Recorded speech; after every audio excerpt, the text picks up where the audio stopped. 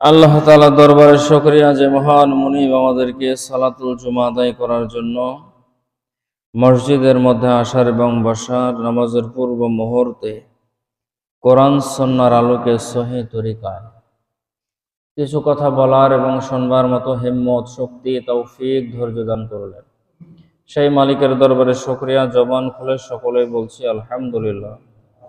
লক্ষ কোটি দরুদ ও সালাম বিশ্ব মানবতার মুক্তির দিশারি সাইয়্যিদুল মুরসালিন খাতামুন নবিয়্যিন শাফিউল মুসলিমিন রাহমাতাল লিল আলামিন মহানবী, শেষ নবী, আখিরি নবী জনাবে মুহাম্মদুর রাসূলুল্লাহ। সকলে পড়ে সাল্লাল্লাহু আলাইহি ওয়াসাল্লাম। সম্মানিত মুসল্লিয়ান ইকরাম, আমরা গত জুমাতে রাসূল সাল্লাল্লাহু আলাইহি ওয়াসাল্লামের কিছু বৈশিষ্ট্য নিয়ে আলোচনা শুনেছিলাম। নবীজি সাল্লাল্লাহু আলাইহি ওয়াসাল্লামের বৈশিষ্ট্যগুলো কেমন ছিল, এবং গত জুমাতেই নবীজি সাল্লাল্লাহু আলাইহি সাল্লামের সিরাতের উপরে, জীবনের উপরে আলোচনা শেষ করব এরকম চিন্তা ভাবনাও করেছিলাম। কিন্তু নবীজি সাল্লাল্লাহু আলাইহি সাল্লামের বৈশিষ্ট্য বলতে গিয়ে যে কয়টা বলার নিয়ত করেছিলাম সেগুলো সবগুলোই বলা সম্ভব হয়নি। আর সারে দুনিয়া হো কালি মখলুকা ইসকা কলম লিখতে রাহি জিন্দগি ভর না হতি তারিফ খতম। একজন কবি বলেন যে তামাম পৃথিবীর যতগুলো গাছপালা আছে সেগুলোকে যদি কলম বানানো হয়, আর যতগুলো পানি আছে সেগুলোকে যদি কালি বানানো হয়, আর আল্লাহ তাআলার বড়ত্ব যদি লেখা শুরু যদি হয়, তা আল্লাহ তাআলার বড়ত্ব লিখেও শেষ করা যাবে না। কলম শেষ হয়ে যাবে, কালি শেষ হয়ে যাবে, কিন্তু আল্লাহ তাআলার বড়ত্ব লিখে শেষ করা যাবে না। রাসূল সাল্লাল্লাহু আলাইহি ওয়াসাল্লামের প্রশংসা, বড়ত্ব এগুলো লিখেও শেষ করা যাবে না। সুবহানাল্লাহ। সম্মানিত মুসল্লিয়ান ইকরাম, এই জন্য রাসূল করিম সাল্লাল্লাহু আলাইহি ওয়াসাল্লামের এই বৈশিষ্ট্যগুলো বলার কারণ হচ্ছে যাতে করে আমরা আমাদের বাস্তব জীবনে আমল করতে পারি। কারণ নবীজি সাল্লাল্লাহু আলাইহি ওয়াসাল্লাম হলেন আমাদের জীবনের চলার মডেল। মানুষ কাউকে না কাউকে অনুসরণ করেই দুনিয়ার মধ্যে চলে। অতএব আমাদেরকে দুনিয়ার মধ্যে চলতে হবে নবী মুহাম্মদুর রাসূলুল্লাহ সাল্লাল্লাহু আলাইহি ওয়াসাল্লামকে অনুসরণ করে। তাহলে তিনি কিভাবে কথা বলতেন, মানুষের সঙ্গে আচার ব্যবহার তার কেমন ছিল, তেনার চলাফেরা আদব আখলাক কেমন ছিল, এগুলো জানা আমাদের অত্যন্ত অতীব জরুরি। এই জন্য নবী করিম সাল্লাল্লাহু আলাইহি ওয়াসাল্লামের বৈশিষ্ট্যগুলো নিয়ে আমরা আলোচনা করার চেষ্টা করছিলাম। আমরা গত জুমায় সংক্ষিপ্তভাবে আলোচনা করেছিলাম তিনি দীর্ঘ সময় নীরব থাকতেন, কথা কম বলতেন। দ্বিতীয় নাম্বার, তিনি কম হাসতেন। 3 নম্বর, তিনি যখন হাসতেন তখন মুচকি হাসতেন। চতুর্থ নাম্বার, সবাইকে আগে সালাম দিতেন। পঞ্চম নাম্বার হলো ঘুম থেকে জেগে তিনি মেসওয়াক করতেন। ষষ্ঠ নাম্বার, সব সময় আল্লাহ তাআলাকে স্মরণ রাখতেন। সপ্তম নাম্বার হচ্ছে তাহাজ্জুদের নামাজ কোনো সময় তিনি ত্যাগ করতেন না। অষ্টম নাম্বার হচ্ছে সোমবার ও বৃহস্পতিবার তিনি রোজা রাখতেন। 9 নাম্বার, বিপদে পড়লে তৎক্ষণিক তিনি নামাজে দাঁড়িয়ে যেতেন, সালাতে দাঁড়িয়ে যেতেন। এই পর্যন্ত আমাদের আলোচনা ছিল, এবং যতটুকু বলা দরকার সেগুলো গুরুত্বপূর্ণ কথা আমি বলার চেষ্টা করেছিলাম। এরপর থেকে আমরা আলোচনা করব নবীজি সাল্লাল্লাহু আলাইহি ওয়াসাল্লাম নিজের জন্য কখনোই প্রতিশোধ গ্রহণ করতেন না। অর্থাৎ নবীজি সাল্লাল্লাহু আলাইহি ওয়াসাল্লামকে কেউ কষ্ট দিয়েছে, কেউ আঘাত দিয়েছে, প্রক্ষান্তরে তিনিও তাকে কষ্ট দিবেন, আঘাত দিবেন, এরকম ব্যবহার তিনি করতেন না যে নিজেকে কষ্ট দিয়েছে এই জন্য প্রতিশোধ গ্রহণ করা। আমরা যেরকম প্রতিশোধ পরায়ণ, প্রতিশোধ নিতে চাই, কেউ আমাকে কষ্ট দিলে আমিও তাকে সেই পরিমাণ কষ্ট দিতে চাই। কিন্তু নবীজি সাল্লাল্লাহু আলাইহি সাল্লাম নিজের জন্য কোনো সময় প্রতিশোধ গ্রহণ করতেন না। হ্যাঁ, প্রতিশোধ নিতেন, সেটা যদি জাতির জন্য কল্যাণকর হয়, জাতির কল্যাণে, সে সময় তিনি প্রতিশোধ গ্রহণ করেছেন। অর্থাৎ জিহাদের ময়দানে কাফেররা যখন আল্লাহ রাসূলের উপরে এবং সাহাবীদের উপরে যখন আক্রমণ করেছে, ইসলামকে মিটিয়ে দেওয়ার জন্য যখন তারা আপ্রাণ চেষ্টা চালিয়েছে, তখন তিনি সাহাবা ইকরামকে নিয়ে প্রতিরোধ করার জন্য তিনি ময়দানে নেমে পড়েছেন, কিন্তু নিজের জন্য কখনো তিনি প্রতিশোধ গ্রহণ করেন নাই। গ্রাম্য এক লোক, রাসূল করিম সাল্লাল্লাহু আলাইহি ওয়াসাল্লাম মসজিদের মধ্যে বসে আছেন। গ্রাম্য এক লোক নবী করিম সাল্লাল্লাহু আলাইহি ওয়াসাল্লামকে এসে ডাক দিল, মুহাম্মদ, মুহাম্মদ, ইহুদি ডাক দিল। আল্লাহর নবী সাল্লাল্লাহু আলাইহি ওয়াসাল্লাম তাকে দেখার পরে চিনতে পারলেন এবং সাহাবা ইকরামও চিনতে পারলেন। এই লোক হলো সেই লোক যার কাছ থেকে আল্লাহ রাসূল সাল্লাল্লাহু আলাইহি ওয়াসাল্লাম কিছু কর্জ নিয়েছিলেন, ধার নিয়েছিলেন। রাসূল করিম সাল্লাল্লাহু আলাইহি ওয়াসাল্লামের কাছে আসার পরে সেই ব্যক্তি বলল যে, মুহাম্মদ, তোমার কাছে আমি যেই খেজুর পাই সেটা তুমি এখনই দিয়ে দাও, না দেওয়া পর্যন্ত এক ধাপ, এক কদম তোমাকে এখান থেকে নড়তে দেব না। এই কথা বলে আল্লাহ রাসূল সাল্লাল্লাহু আলাইহি সাল্লামের ঘাড়ের মধ্যে একটা রুমাল ঝোলানো ছিল, সেটা ধরে টান দিয়েছে। রুমালের সাইডে খসখসে নকশা করা থাকার কারণে আল্লাহ রাসূলের কাঁধের মধ্যে, ঘাড়ের মধ্যে লাল দাগ পড়ে গেছে।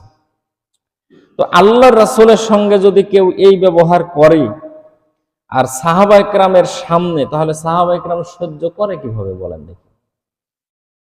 আপনার সামনে যদি আপনার বাবার সঙ্গে কেউ দুর্ব্যবহার করে, বাবার সামনে যদি সন্তানের সঙ্গে কেউ দুর্ব্যবহার করে, বা আপনার কোনো নিকটতম আত্মীয়ের সঙ্গে কেউ যদি খারাপ ব্যবহার করে, বা আপনার নিকটতম কোনো আত্মীয়ও না, তার সঙ্গে আপনার ভালো সম্পর্ক, তার সঙ্গেও কেউ এরকম দুর্ব্যবহার করলে আমরা প্রতিবাদ করি যে কি ব্যবহার এটা, ঠিক না?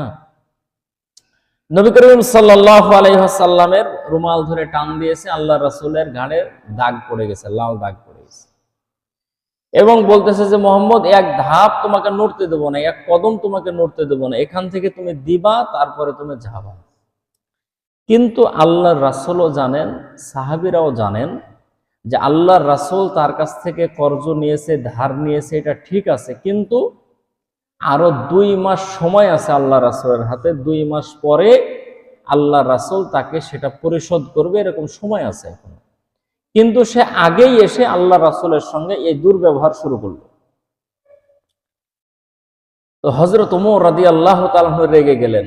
আল্লাহ রাসূল তাকে থামালেন, বললেন যে, ওমর, সে আমার কাছে পাবে, অতএব সে আমাকে বলতেই পারে এই কথাগুলো, অতএব যে পাবে সে 2-1 কথা বলতে পারে, এজন্য রাগারাগি করার প্রয়োজন নাই, তুমি যাও, তাকে খেজুর দিয়ে দাও।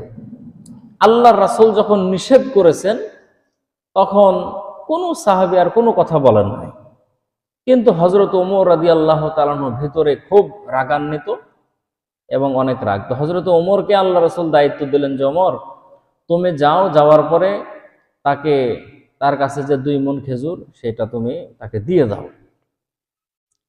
তো ইহুদি আগে আগে যায়, হযরত ওমর পিছনে যায়। তো আল্লাহ রাসূল এমন সময় হযরত ওমরকে ইশারা দিয়ে ডাকলেন যে, ওমর আসো। বললেন যে, ঠিক আছে, 2 মণ তো দিবা, তার সঙ্গে আরো 10 কেজি আরো বেশি দিয়ে দেবা। তার প্রাপ্য 2 মণ, এর সঙ্গে আরো 10 কেজি বেশি দিয়ে দেবা। তো ইহুদি বস্তা ধরেছে, হযরত ওমর ওজন করে করে তার কাছে খেজুর দেয়। 2 মণ খেজুর যখন হয়ে গেছে, তখন সে বস্তার মুখ বন্ধ করে। তো হযরত ওমর তো এতক্ষণ তাকে কোনো কথা বলার সুযোগ পায় নাই। সে যখন বস্তা বন্ধ করতে যাচ্ছে, সে সময় হযরত ওমর ধমক দিয়েছে, বেয়াদব, আল্লাহ রাসূলের সঙ্গে কিভাবে কথা বলতে হয় জানো না? তুমি মুখ বন্ধ করো কেন?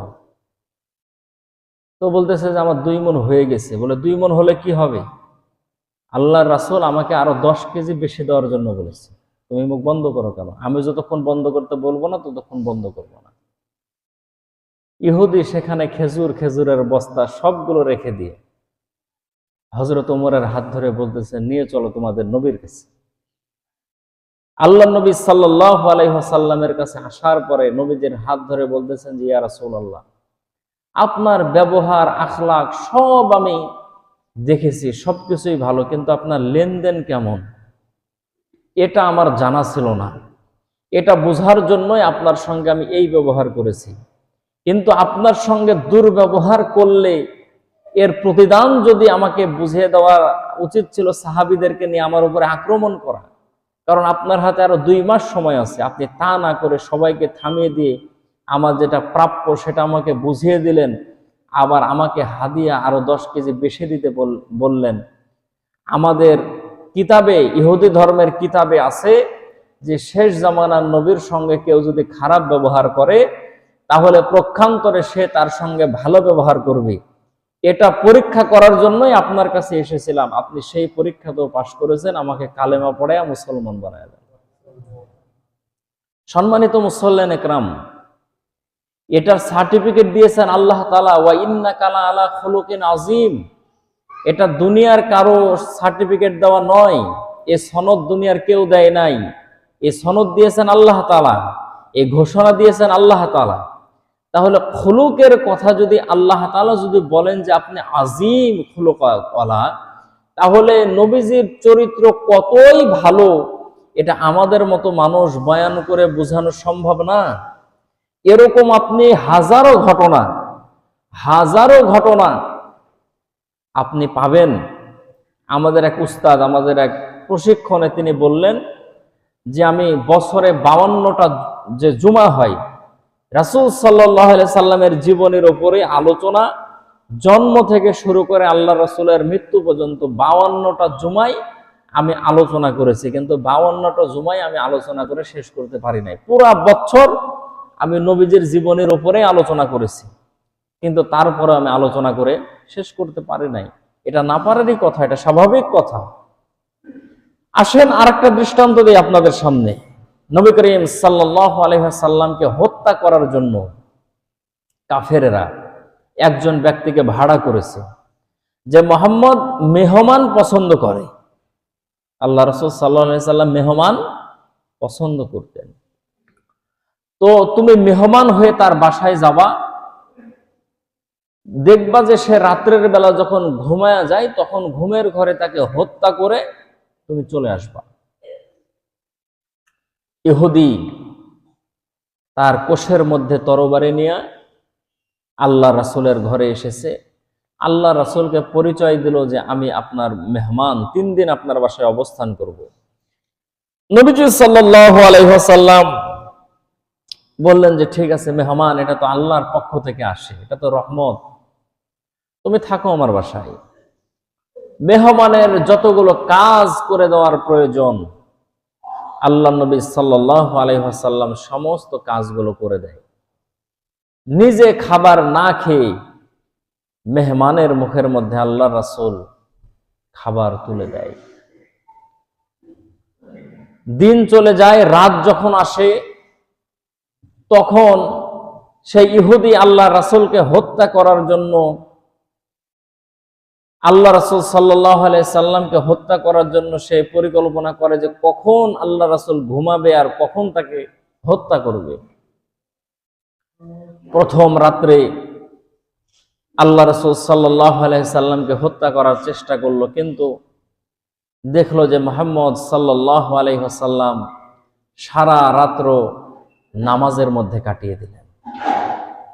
ইহুদি হলে অন্তরের মধ্যে তার দাগ কেটেছে। তিনি পরে বলেন যে নামাজের মধ্যে দাঁড়িয়ে সে যখন কোরআনুল কারীমের তেলাওয়াত যখন শুরু করেছে, আমার মনে চাইতেছিল যে এখনই মুহাম্মদের হাতে হাত রেখে কালেমা পড়ে মুসলমান হয়ে যায়।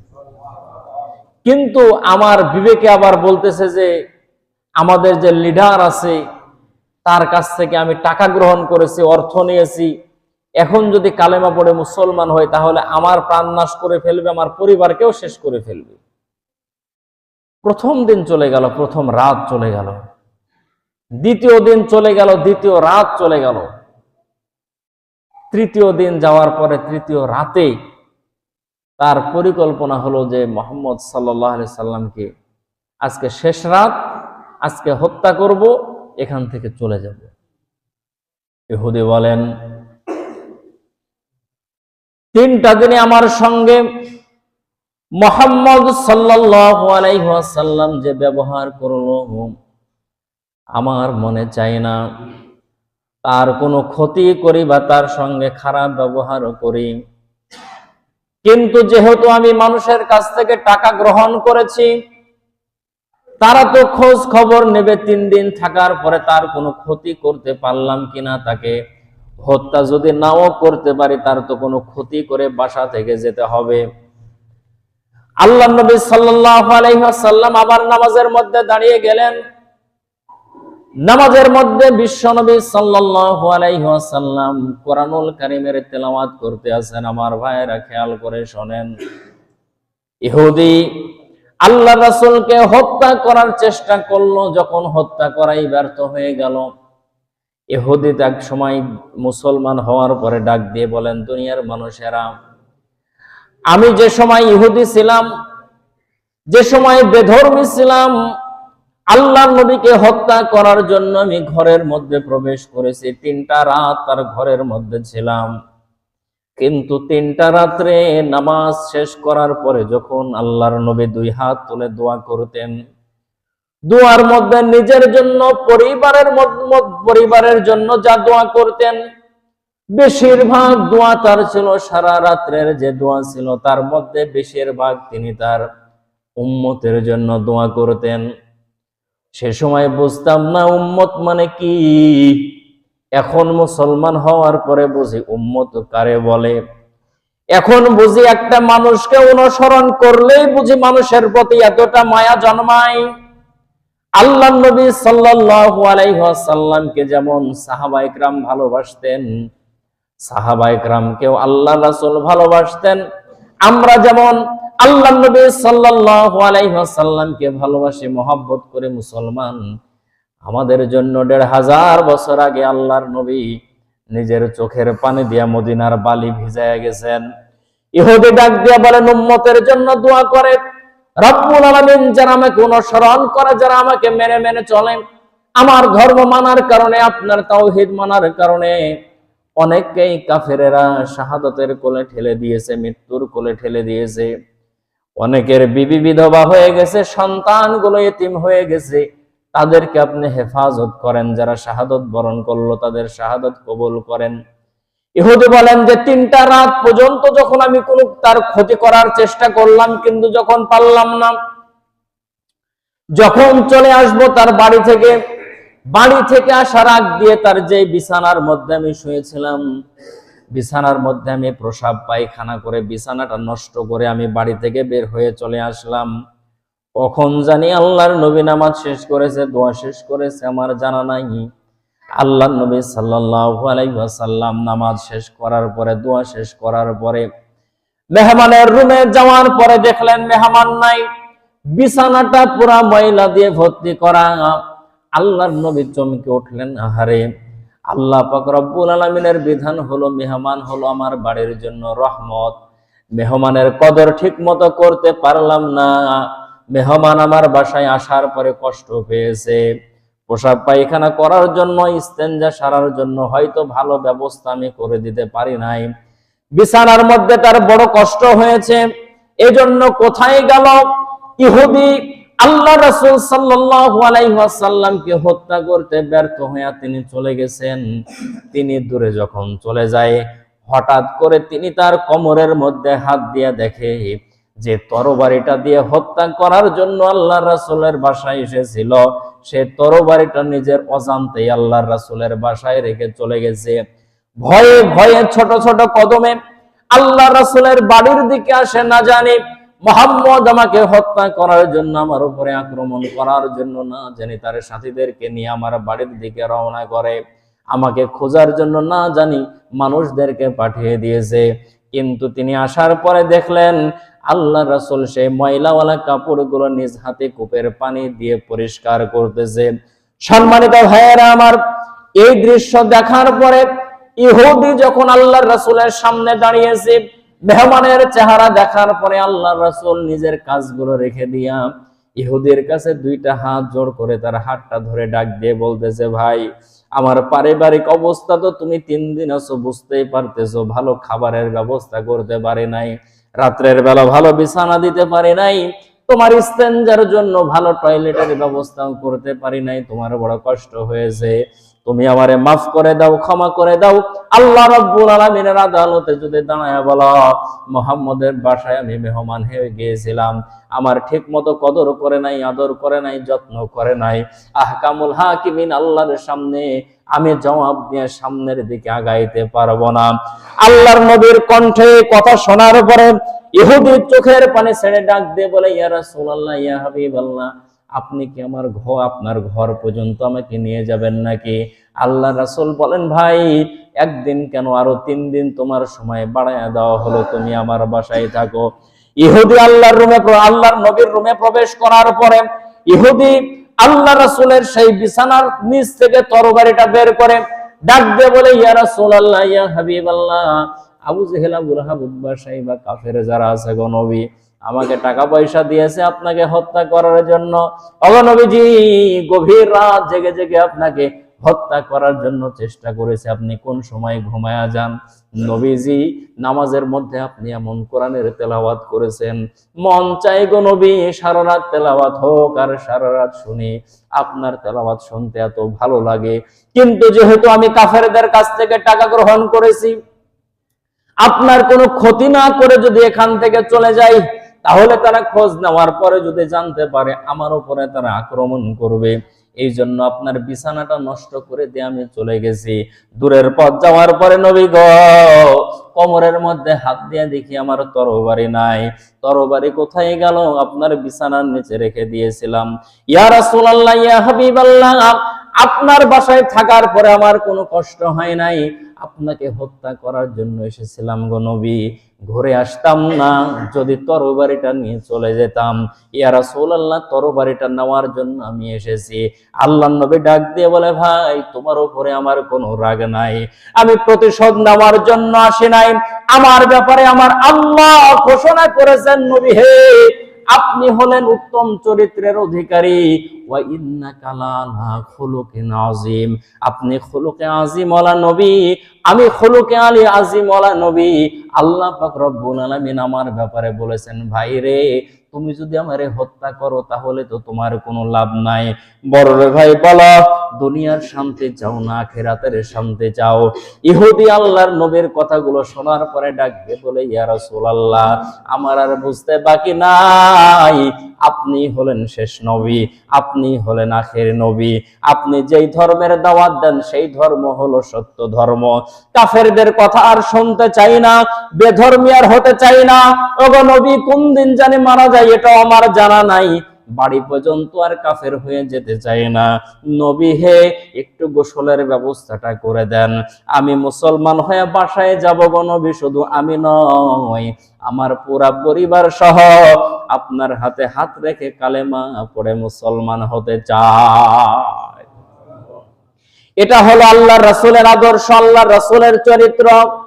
আল্লাহ রাসূল কোন সময় নিজের জন্য প্রতিশোধ গ্রহণ করেন নাই। কয়টা উদাহরণ দেব আপনাদের সামনে, একের পর এক বলতে গেলে অনেকগুলো দৃষ্টান্ত আপনাদের সামনে পাওয়া যাবে, বলা যাবে। মুসলমান, আল্লাহর নবী একদিন দাওয়াতি সফর শেষ করে বাড়ির মধ্যে আসলেন। বাড়ির মধ্যে আসার পরে হযরতে ফাতেমাকে ডাক দিলেন, ফাতেমা দরজাটা খোলো। হযরতে ফাতেমাতুজ জোহরা রাদিয়াল্লাহু তাআলা আনহা দরজাটা খুলে দিল। হযরতে ফাতেমাকে ডাক দিয়ে বলে, ফাতেমা রে, আমার হাসান আর হুসাইন কোথায়? হযরতে হাসান আর হুসাইন আল্লাহর রাসূলের কাছে আসলো, ডাক দিয়ে বলে, নানা গো, তোমার সঙ্গে যে একটু গল্প করব, খেলা করব। ও নানা, তাকায় দেখো, আজকে 3টা দিন হয়ে গেল আমার মা কোনো খাবারের ব্যবস্থা করে নাই। ও মুসলমান, এরকম দৃষ্টান্ত একদিনের নয়, শত শত দিনের এরকম দৃষ্টান্ত দেওয়া যাবে। আল্লাহর রাসূল ফাতেমার বাসায় গেছে। মুসলমান, ফাতেমার বাসায় যাওয়ার পরে 1 দিন 2 দিন 7 দিন পর্যন্ত চুলায় আগুন জ্বলে নাই। কয়েকটা খেজুর হয়তো ছিল, খেয়েছে, পানি খেয়েছে। হযরত আয়েশা সিদ্দিকা রাদিয়াল্লাহু তাআলা আনহা বলেন, সপ্তাহের পর সপ্তাহ চলে গেছে, 2টা কালো জিনিস ছাড়া ঘরের মধ্যে আর চুলায় আগুন জ্বলে নাই, কিছুই ছিল না। সাহাবীরা জিজ্ঞেস করলাম, আম্মা জান 2টা কালো জিনিস কি? বলে একটা হলো পানি আর একটা হলো খেজুর। আল্লাহর রাসূল যখন হযরতে হাসান আর হুসাইনের খবর নেয়, হযরতে হাসান আর হুসাইন ডাক দিয়ে বলে, না না, খাবারের কোনো ব্যবস্থা নাই, আমার মা কোনো খাবার দেয় নাই। আল্লাহর নবী নাতিদের সঙ্গে আর কোনো কথা বললেন না, রওনা করলেন, রাস্তা দিয়ে যায়, ইহুদির সঙ্গে দেখা হয়েছে। ইহুদি ডাক দিয়ে বলে, মুহাম্মদ এত দুর্গতিতে কোথায় যাও? আল্লাহর নবী ডাক দিয়ে বলে, ভাই তোমার সঙ্গে আমার কথা বলতে বড় মনে চায়, কিন্তু ভাইরে আমার পেটের মধ্যে ক্ষুধা। আমার নাতি 2টা চোখের পানি ছেড়ে দিয়ে কান্দে, 3 দিন নাকি তাদের মা কোনো খাবার দিতে পারে নাই। আমার ভাইয়েরা, প্রথমেই বললাম আল্লাহর রাসূলের এই সমস্ত বৈশিষ্ট্যগুলো শোনার কারণ কি, মানা শোনার কারণ কি? আমরা আমাদের বাস্তব জীবনে যেন আমল করতে পারি। অনেক বাবা আছে মেয়ের ঘরে অভাব, মেয়ের যদি কোনো কষ্ট হয় সহ্য করতে পারে না, ওই মেয়ের হাতে হযরতে ফাতেমার জীবনীটা তুলে দেন, ডাক দিয়ে বলেন, ওরে মা, নবীজির মেয়ে জান্নাতি মহিলাদের সরদারিনী, দুনিয়ার মধ্যে কতটা কষ্ট করেছে, কূপ থেকে পানি তুলতে তুলতে হাতের মধ্যে কড়া পড়ে গেছে, ঘটা পড়ে গেছে, কূপ থেকে পানি নিজের বাড়িতে আনতে গিয়া কোমরের মধ্যে দাগ হয়ে গেছে। জান্নাতে রমণীদের সরদারিনী যদি দুনিয়ার মধ্যে এত কষ্ট করতে পারে, ওরে মা, তুমি কেন স্বামীর ঘরে একটু কষ্ট করতে পারবা না? সম্মানিত ভাইয়েরা আমার, এই জন্য প্রত্যেকটা ঘটনার ফাঁকে ফাঁকে, বাঁকে বাঁকে আমাদের জীবনের জন্য শিক্ষা আছে। আল্লাহর রাসূল ডাক দিয়ে বলে, ইহুদি ভাই, তোমার সঙ্গে আমার কথা বলতে বড় মনে চায়, কথা বলতে বড় মনে চায়, কিন্তু আমার 2টা নাতি হাসান আর হুসাইন চোখের পানি ছেড়ে দিয়ে কান্দে, তাদের মা নাকি তাদেরকে খাবার দিতে পারে নাই, হযরতে আলী নাকি কোনো কাজের সন্ধান করতে পারে নাই। এ ভাই, তুমি যাও, তোমার সঙ্গে পরে কথা বলবো। ইহুদি আল্লাহর নবীকে ডাক দিয়ে বলে, ওগো মুহাম্মদ, তুমি যদি সামনের দিকে হাঁটতেই থাকো, কোনো কাজের সন্ধান তুমি পাবা না, অতএব তুমি আমার সঙ্গে আসো। আমিও যাইতেছিলাম একটা লেবার খোঁজার জন্য, মানুষ খোঁজার জন্য। আমার খেজুরের বাগানের মধ্যে তুমি যদি পানি দিয়ে দাও, 1 বালতি পানি উঠায় খেজুরের বাগানে দিবা, এর বিনিময়ে তোমার 2টা করে খেজুর দেওয়া হবে। আল্লাহর নবী সাল্লাল্লাহু আলাইহি ওয়াসাল্লাম আর কোনো কথা বাড়ান নাই। ইহুদির সঙ্গে আল্লাহর নবী দুজাহানের বাদশা রাহমাতাল লিল আলামিন, যেই নবীকে না সৃষ্টি করলে মুসলমান, আল্লাহ পাক রব্বুল আলামিন আসমান জমিন পাহাড় পর্বত গ্রহ নক্ষত্র আদম হাওয়া গন্ধম জান্নাত জাহান্নাম আল্লাহ কিছুই সৃষ্টি করতেন না। ইহুদির সঙ্গে আল্লাহর রাসূল সেই খেজুরের বাগান পর্যন্ত পৌঁছে যায়। আল্লাহর রাসূলের হাতের মধ্যে রশি দেওয়া হয়, আল্লাহর রাসূলের হাতের মধ্যে বালতি দেওয়া হয়। নবীজি আমার কূপের মধ্যে বালতিটা দেয়, সেখান থেকে রশি দিয়া টান দেয়, রশি দিয়া টান দিয়ে আল্লাহর রাসূল খেজুরের বাগানের মধ্যে পানি দেয়। হঠাৎ করে আল্লাহর রাসূলের রশিটা ছিঁড়ে বালতিটা জমির পুকুরের সেই জায়গার মধ্যে, কূপের মধ্যে পড়ে গেছে। আল্লাহর রাসূল কাজ বন্ধ করে সেই জায়গার মধ্যে দাঁড়ায় আছে। ইহুদি ডাক দিয়ে বলে, ওরে মুহাম্মদ, কাজে বুঝি ফাঁকি দাও, দাঁড়ায় আছো কারণটা কি? আল্লাহর নবী ডাক দিয়ে বলে, এমনিতেই দাঁড়ায় নাই, আমার রশিটা ছিঁড়ে এই বালতিটা কূপের মধ্যে পড়ে গেছে। ইহুদি ডাক দিয়ে বলে, কূপের মধ্যে পড়ে গেছে না তুমি ফেলে দিয়েছো? বলে, কূপের মধ্যে পড়ে গেছে। ইহুদি বলে, না, ফেলে দিয়েছো। আল্লাহর রাসূলের সঙ্গে তর্ক বিতর্ক করতে করতে ইহুদি আল্লাহর রাসূলের শরীরের মধ্যে আঘাত করে দেয়। আল্লাহর নবী ডাক দিয়ে বলে, ভাই, আমি নবী 3 দিন ধরে খাই নাই, গালের গোস্ত বুঝি শুকায় গেছে রে ভাই, তুমি যে হাত দিয়ে আমার শরীরের মধ্যে আঘাত করেছো, না জানি তোমার হাতের মধ্যে ব্যথা পেয়েছো নাকি? ইহুদি থমকে দাঁড়ায়, চমকে উঠে, বলেটা কি? আমি আঘাত করলাম মুহাম্মদের শরীরের মধ্যে, আবার মুহাম্মদ সাল্লাল্লাহু আলাইহি ওয়াসাল্লাম ডাক দিয়ে বলে নাকি আমার শরীরের মধ্যে আমি আঘাত পেলাম এই ব্যক্তিটাকে। এ মুহাম্মদ, তুমি কয় বালতি পানি উঠিয়েছো? বলে 20 বালতি। 20 বালতি পানি উঠিয়েছি। 40টা খেজুর আল্লাহ রাসূলের হাতে যখন দিয়ে দেয়, আল্লাহ রাসূল বাগান ছেড়ে চলে আসবে মুসলমান, এমন সময় হযরতে জিবরাইল বলে, ইয়া রাসূলুল্লাহ, বালতি না পড়ে গেছে কূপের মধ্যে রশি ছেড়ে। ইয়া রাসূলুল্লাহ, কাজ শেষ করলেন, আপনি চলে যাবেন। ওগো নবীজি, আপনি কি এই জায়গার মধ্যে বালতিটা তুলে দিয়ে যাবেন না? আল্লাহ রাসূল ডাক দিয়ে বলেন, এত গভীরে নামার আমার কোনো অভ্যাস নাই। আল্লাহ রাসূলকে হযরতে জিবরাইল ডাক দিয়ে বলেন, নবী হে, গভীরে নামার আপনার কোনো প্রয়োজন নাই, আপনি শুধু কূপের দিকে আপনার বরকতি হাতটা নামায়া দিবেন। ইয়া রাসূলুল্লাহ, ইয়া হাবিবাল্লাহ, আপনার কষ্ট করার প্রয়োজন নাই, আল্লাহ পাক রব্বুল আলামিনের কুদরত কাজ করবে গো নবী, আপনি শুধু হাতটা বাড়ায়া দিবেন, সেখান থেকে বালতিটা তুলে দেওয়ার দায়িত্ব আমি জিবরাইলের। বলেন সুবহানাল্লাহ। আল্লাহ রাসূল শুধু কূপের দিকে হাত বাড়ায়া দেয়, সঙ্গে সঙ্গে সেখান থেকে বালতিটা উপরের দিকে চলে আসে। ইহুদি আশ্চর্য হয়ে যায়, ওরে মুহাম্মদ, তুমি বুঝি জাদু জানো?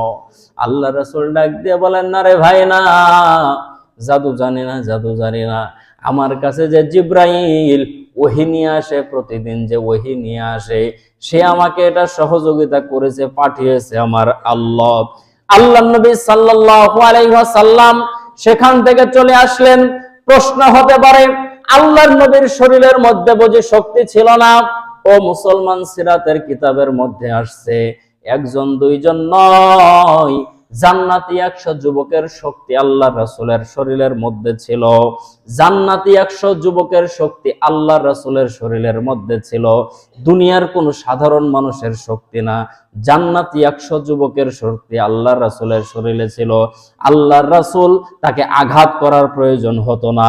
আল্লাহর রাসূল তার শরীরের মধ্যে ইশারা করলেই সে দুনিয়ার জমিন থেকে বিদায় হয়ে যেত। কিন্তু আল্লাহ পাক রব্বুল আলামিন নবীজিকে বলেন, নবী হে, আপনাকে মডেল বানিয়ে দুনিয়ার জমিনে পাঠিয়েছি, আপনাকে আদর্শ বানিয়ে দুনিয়ার মধ্যে পাঠিয়েছি। মানুষ আপনার সঙ্গে খারাপ ব্যবহার করবে, পক্ষান্তরে তার আপনি উপকার করবেন, তার সঙ্গে আপনি ভালো ব্যবহার করবেন। আল্লাহ রাসূল খেজুরগুলো নিয়ে হযরতে ফাতেমার হাতে ডাক দিয়ে বলেন, মারি, আলী কোথায় আছে? আলী রে ডাকো, আলী রে খেতে দাও। হাসান আর হুসাইন রে দে রে মা, আয় আমরা একসঙ্গে বসে বসে খাবারগুলো খেয়ে নেই, খেজুরগুলো খেয়ে নেই। হযরতে ফাতেমা তো জহরা রাদিয়াল্লাহু তাআলা আনহা খেজুরগুলো বন্টন করে, সবাই রে ডাকে, সবাই বড় আনন্দে আত্মহারা। খেজুর অনেকদিন পরে খাবারের ব্যবস্থা হয়েছে। সম্মানিত ভাইয়েরা আমার, হঠাৎ করে দেখে বাড়ির দরজার মধ্যে কে যেন নক করে। আল্লাহ রাসূল বলেন, তোমরা থাকো, দরজাটা আমি খুলে দিই। দরজাটা যখন খুলেছে, দরজাটা খোলার সঙ্গে সঙ্গে তাকায় দেখে ওই ইহুদি যার বাগানের মধ্যে আল্লাহ রাসূল কাজ করেছিল, কিন্তু তার শরীর থেকে টপ টপ করে রক্ত ঝরে।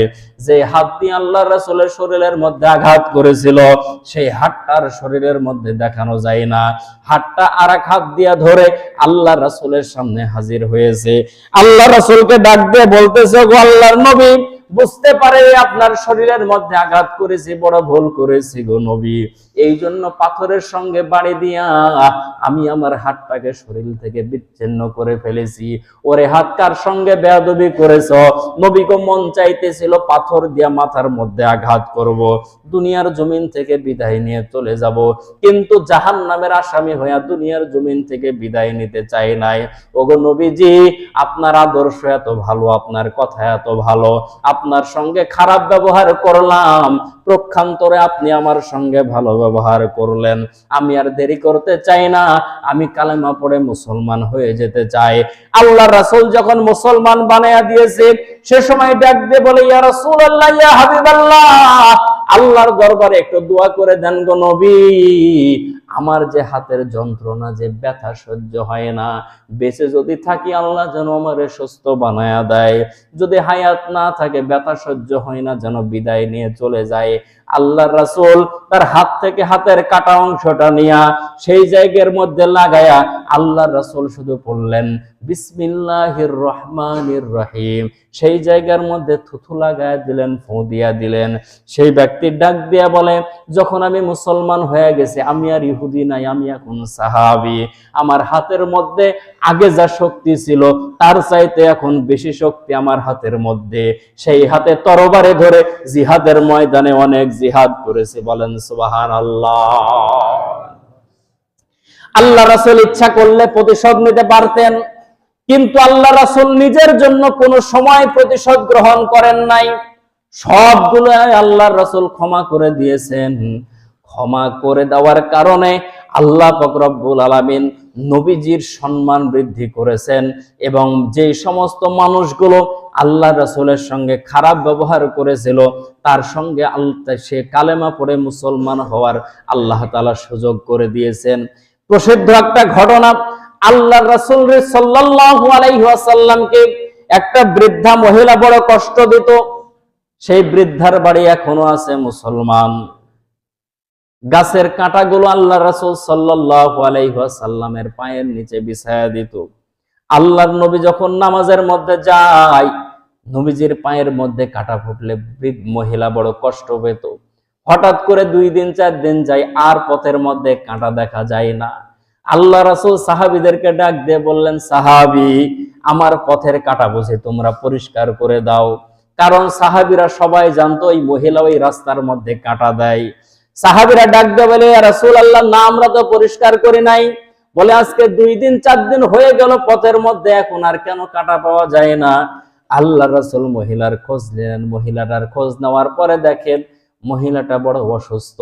আল্লাহ রাসূল গেলেন, সেবা করলেন। মুসলমান ইহুদ মহিলা ডাক দিয়ে বলে, মুহাম্মদ, কাফেররা বলেছে তুমি বড় খারাপ, এই কারণে তোমার পথের মধ্যে কাঁটা দিয়েছি, কিন্তু তোমার ব্যবহার যে এত ভালো এটা জানা ছিল না। আমাকেও কালেমা পড়ায়া মুসলমান বানায়া দাও, বলেন সুবহানাল্লাহ। নবীর চরিত্র, লাকাদ কানা লাকুম ফি রাসূলিল্লাহি উসওয়াতুন হাসানাহ, এই সার্টিফিকেট দুনিয়ার কোন মানুষের দেওয়া নয়। এই সার্টিফিকেট দিয়েছেন স্বয়ং আল্লাহ, এই সার্টিফিকেট দিয়েছেন স্বয়ং রব। ওয়া ইন্নাকা লাআলা খুলুকিন আযীম। এই আয়াতের ব্যাখ্যা, এই আয়াতের বিশ্লেষণ 5 জুমা 10 জুমায় শেষ করা যাবে না। নবীজি সাল্লাল্লাহু আলাইহি ওয়াসাল্লামের জীবনী থেকে এই সমস্ত কথাগুলো আপনাদের সামনে তুলে ধরার কারণ হলো, আমরা অল্পতেই কষ্ট পেয়ে যাই, মানুষের সঙ্গে খারাপ ব্যবহার করে প্রতিশোধ পরায়ণ হয়ে যায়, কিন্তু আমাদের ধৈর্য কম।